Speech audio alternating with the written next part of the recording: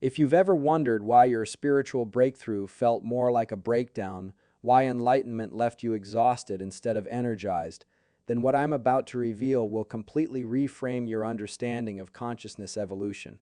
The uncomfortable truth is that feeling unmotivated after awakening isn't your failure, it's actually proof that something profound is working exactly as it should.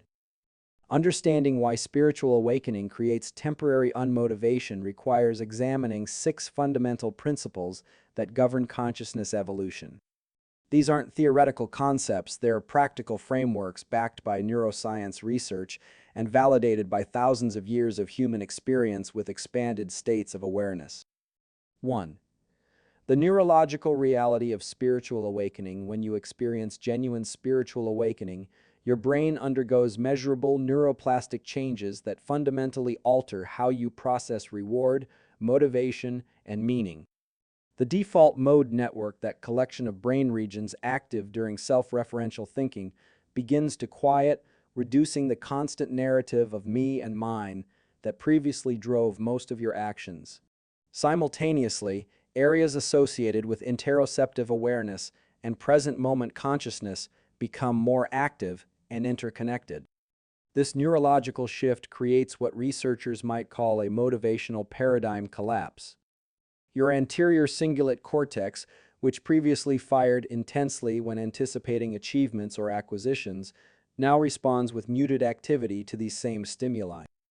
The dopaminergic pathways that once surged when you imagined future success or material gain become less responsive to external rewards because your brain is literally learning to derive satisfaction from different sources: presence, connection, and understanding rather than having and achieving. The prefrontal cortex, your brain's executive center, must now integrate this new way of processing reality while still managing the practical demands of daily life. This creates a temporary state of cognitive dissonance where your evolved consciousness understands the illusory nature of most worldly pursuits, but your survival-oriented brain systems still expect you to be motivated by them. It's like trying to run new software on old hardware. The system works, but it's slow, glitchy, and often frustrating. What feels like depression or a lack of drive is actually your nervous system recalibrating to operate from a fundamentally different baseline of awareness. Your brain is literally learning to find meaning and motivation in subtler, more intrinsic sources rather than the obvious external triggers that drove your pre-awakening behavior. The regions responsible for empathy and compassion become more active, while areas associated with self-centered thinking become less dominant. This rewiring process doesn't happen overnight. Neuroplasticity research shows that significant brain changes require consistent input over weeks and months. During this transition period, you might feel like you're stuck between two worlds, no longer motivated by your old drives, but not yet fully integrated with your new way of being. Your brain needs time to establish new neural pathways that can translate expanded awareness into sustainable, purpose-driven action. The unmotivation isn't a sign that something's wrong, it's evidence that something profound is changing at the most fundamental level of how your consciousness operates. 2. The valley of spiritual disillusionment.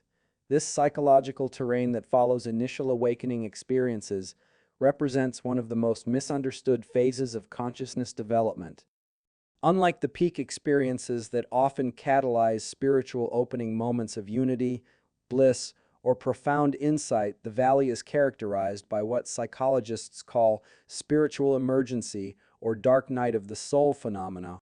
Your nervous system, having been temporarily reorganized by transcendent experiences, must now find a way to function in ordinary reality while carrying this expanded awareness.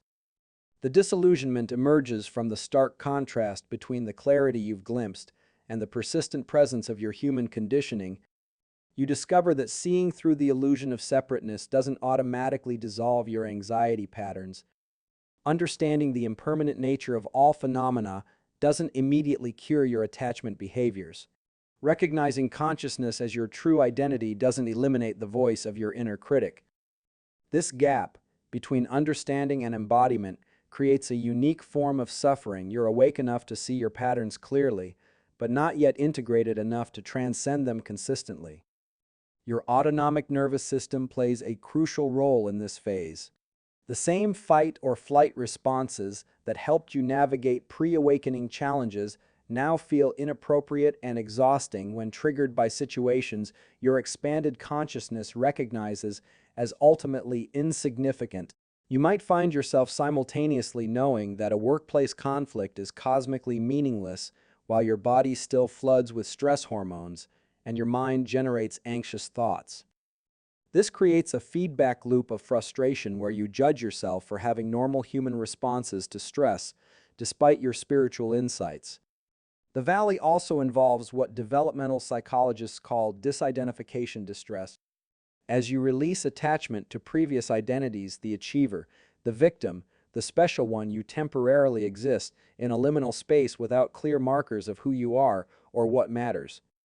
Your previous sources of self-esteem and purpose have been revealed as constructs, but new, more authentic sources haven't yet solidified.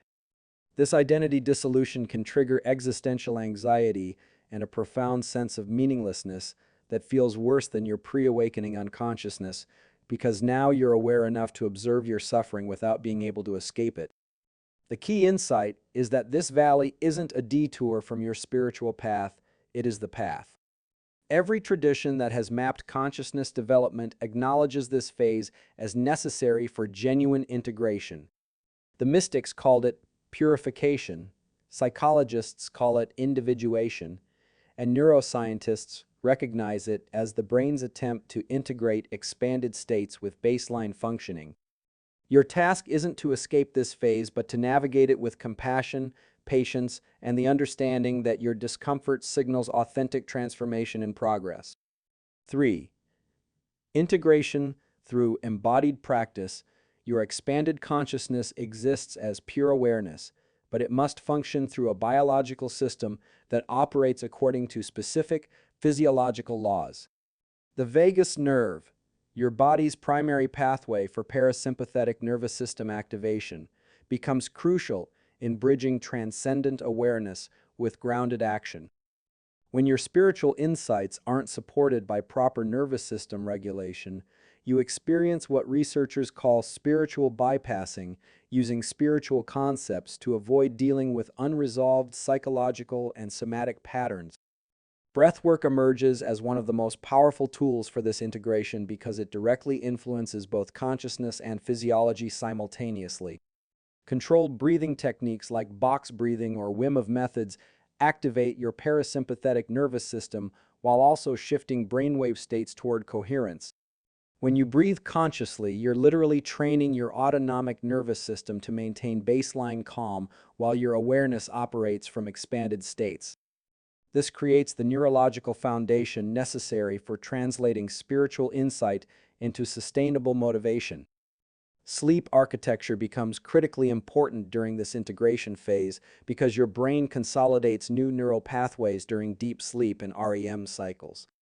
The same sleep hygiene practices that optimize cognitive performance, consistent sleep timing, cool temperatures, darkness now serve to solidify the neural changes accompanying your consciousness expansion.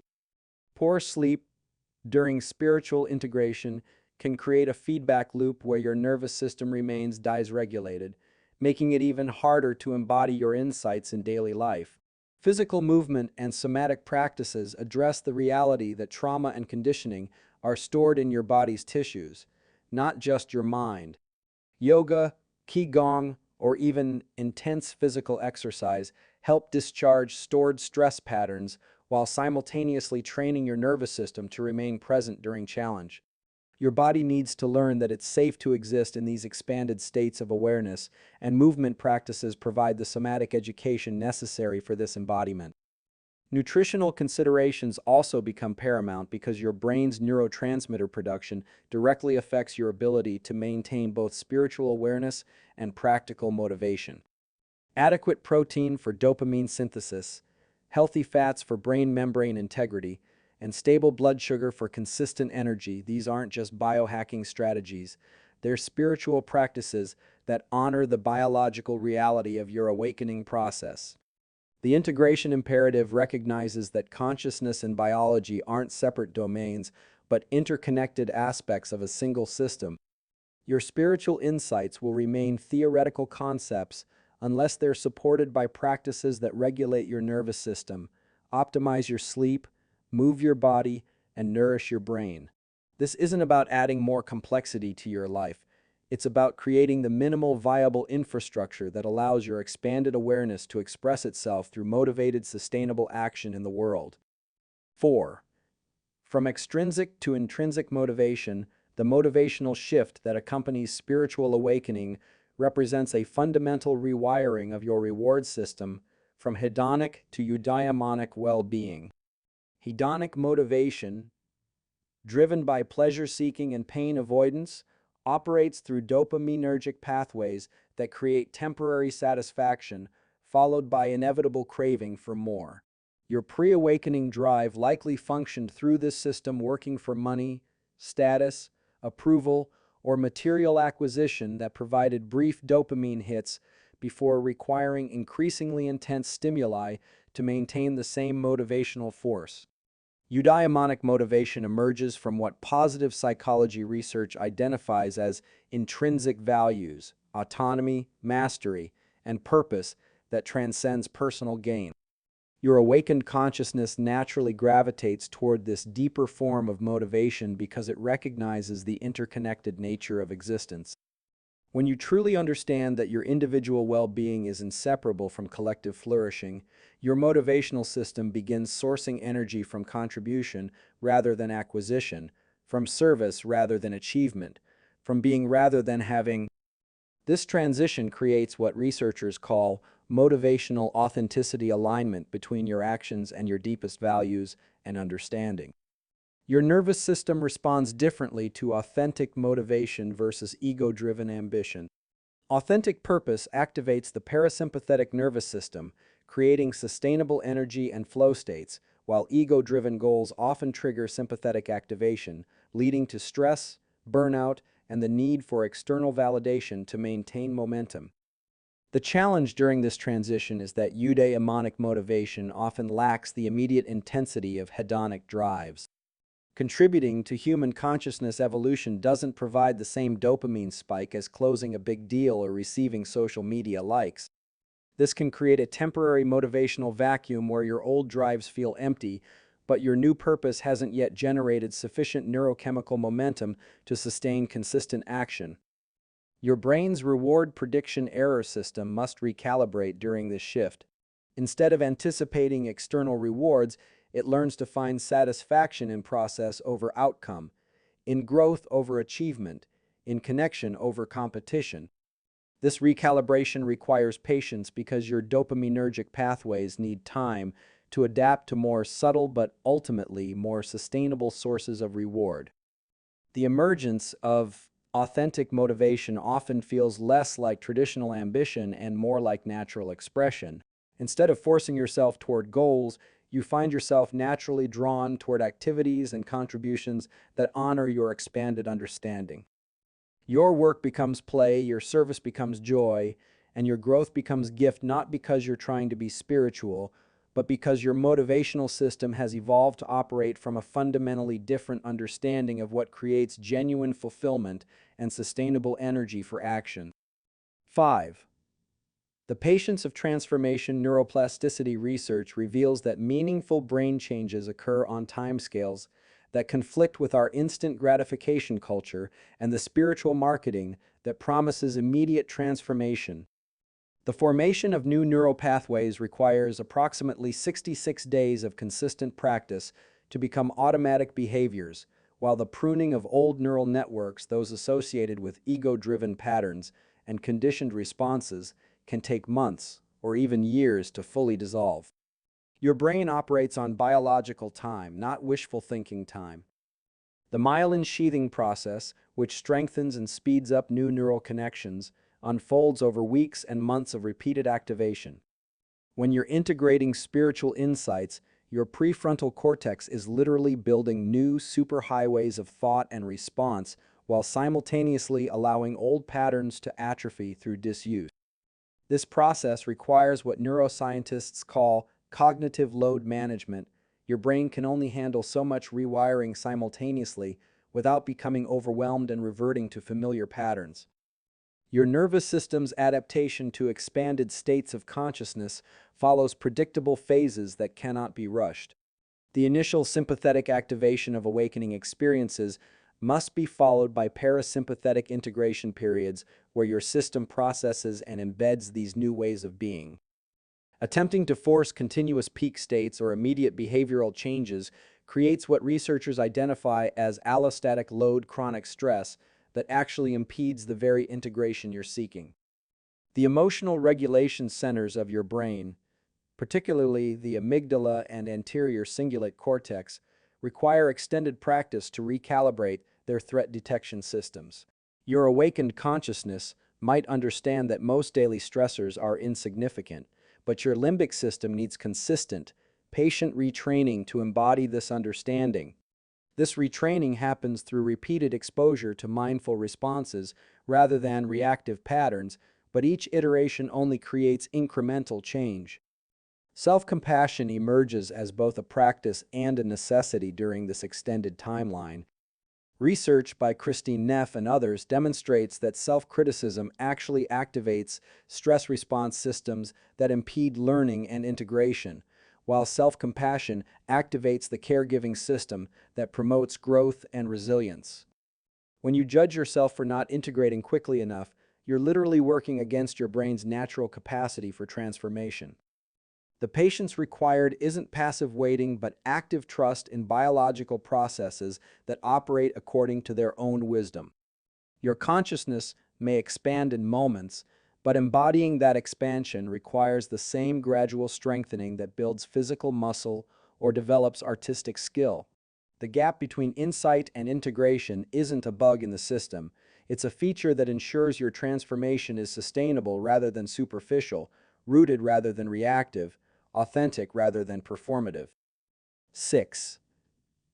Authentic action emergence. When motivation finally resurfaces after the integration period, it manifests with qualities that neuroscience associates with flow states and what researchers call intrinsically motivated behavior. Your actions begin to emerge from what psychologist Mihaly Csikszentmihalyi identified as autotelic experience activity that is inherently rewarding rather than pursued for external outcomes. The frantic energy that characterized your pre-awakening ambition is replaced by what Taoists call wu-wei, effortless action that feels more like natural expression than forced effort. This transformed motivation operates through different neural networks than ego-driven action. Instead of the stress-activated sympathetic pathways that powered your previous achievements, authentic action engages the parasympathetic nervous system, creating sustainable energy that doesn't require recovery periods or external validation to maintain momentum. Your prefrontal cortex, now less burdened by constant self-referential processing, can dedicate more resources to creative problem-solving and intuitive decision-making. The quality of attention during authentic action shifts from narrow, goal-focused concentration to what researchers call open monitoring awareness. You maintain broad awareness of interconnections and implications while simultaneously engaging in specific tasks. This allows for what systems thinkers call leverage point thinking, identifying small actions that create disproportionately large positive impacts because they address root causes rather than symptoms. Your relationship with failure and setbacks transforms fundamentally during authentic action phases. Because your identity is no longer tied to outcomes, obstacles become information rather than threats. Your nervous system maintains equilibrium during challenges because your sense of worth isn't dependent on external results. This emotional regulation allows for what psychologists call post-traumatic growth, the ability to extract wisdom and strength from difficulties rather than being diminished by them. The timeline of authentic action often follows natural rhythms rather than artificial deadlines. You begin to recognize that sustainable contribution requires periods of active engagement alternating with rest and reflection. This cyclical approach honors both your biological needs and the organic timing of meaningful projects, creating what researchers identify as sustainable, high-performance, consistent contribution over years and decades rather than unsustainable sprints followed by burnout. Perhaps most significantly, authentic action carries what philosophers call moral beauty. It simultaneously serves your individual evolution and collective well-being without internal conflict. Your nervous system no longer experiences the stress of cognitive dissonance between personal desires and ethical obligations because these have naturally aligned through your expanded understanding. Action becomes meditation, work becomes worship, and contribution becomes the natural expression of consciousness recognizing itself in all forms.